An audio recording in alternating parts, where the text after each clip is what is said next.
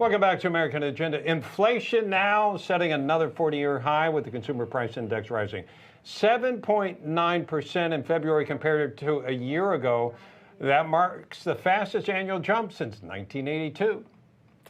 So just how long is this going to last? Joining us now to discuss is reporter for the Daily Caller and Newsmax contributor Chrissy Clark, and host of Stacey on the Right and Project 21 co-chair Stacey Washington. Stacey, your thoughts? Well, so it's not a shock that inflation is continuing to rise because it's not a temporary type of a situation. We didn't easily slip into an inflationary part. It's transitory, though, right? Well, transitory. So what do words even mean anymore, Heather? Sometimes I think to myself, maybe I should be looking into my dictionary to make sure that what I'm talking about is what they're talking about. I would hope that since this hurts Americans and since we all feel the pain, not just at the pump, but at the grocery store, I wish you guys could have seen my face with the cart that I had coming out of the regular grocery store, not whole paycheck. I didn't go to Whole Foods. I went to our regular grocery store. Right. I spent $130 and I had 6 bags. So I'm telling you, this is hurting Americans. I'm not complaining, from a position of, I'm like Stephen Colbert and I have a net worth of $75 million. Right. I'm complaining as someone who we have 3 kids in college and we're paying their tuition and we live like normal people. We buy our own food, shop for our own gas, we have a housekeeper. And I really feel like most Americans are starting to really notice just how this inflation is hitting us hard. Yeah, I'll tell you, 6 bags for 130 these days isn't that bad. I mean, sometimes it strikes me, I'll spend $100, it seems, Chrissy, with 2 bags. I mean, it's just astonishing how expensive some things are. And by the way, let's take a look at some of this while you're talking, Chrissy. We've got it.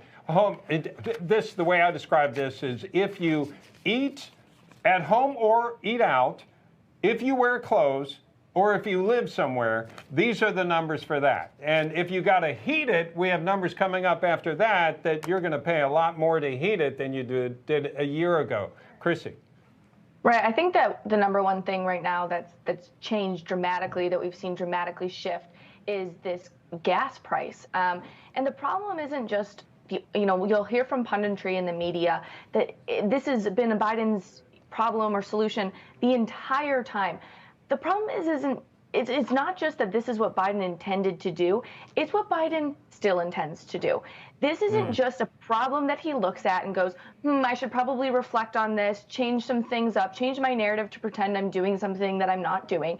No, Biden is saying full force ahead, we are going to stick with solar power. We are going to stay dependent on foreign entities because even if we're not dependent on Russia for oil, we are dependent on China for the minerals in solar panels that we would be using under the Biden administration. Still wed to another country for our solar or our energy needs. And that is the problematic aspect. It's not even backpedaling on the solutions that he wants to backpedal on.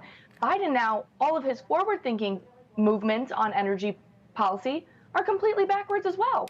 Yeah, and by the way, what's going on here, and Heather and I have talked about this, is the president is now using Russia and Putin to blame high prices on, right? So now oil has gone up. Well, I got news for you. When he took office, it was $55. I think it's $108, $112 today, whatever it closes at.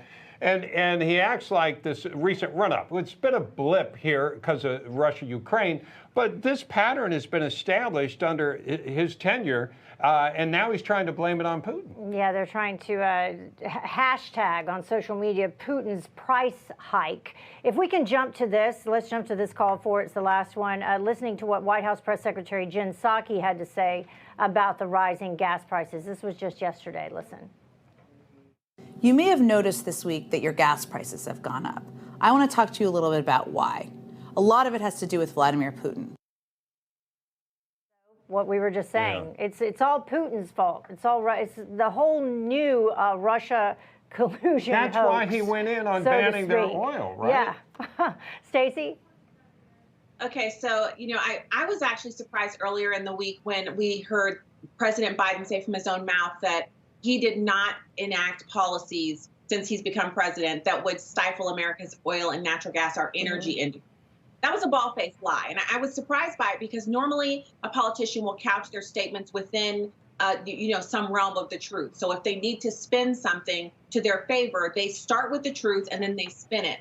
He just went straight for the lie. And I think that this ushers in a new era for us. This week of March 2022, we're now moving into an era where the Biden administration and Jen Psaki specifically will lie to us outright. They will say $5.59 a gallon for gas, but that's not that bad. Do it for the people of Ukraine. Or that doesn't really hurt you. You're a privileged American. Or buy a Tesla for $55,000 when you're driving a paid-off 2011 Tiguan. I mean, let's face it. A lot of us live really frugally when it comes to driving vehicles. A lot of us don't buy a new car every 3 years. At our house, we have one car payment. All the other cars are paid for because they're kid cars. Let's be real. Yeah. 3 kids in college? In college. I got 2 coming up. I don't see how you do it. You and I talk afterwards. I'll coach you through it. Any American can do it, but with these gas prices, I might be wrong. It's hard. You can talk me down. Yeah. Talk me down.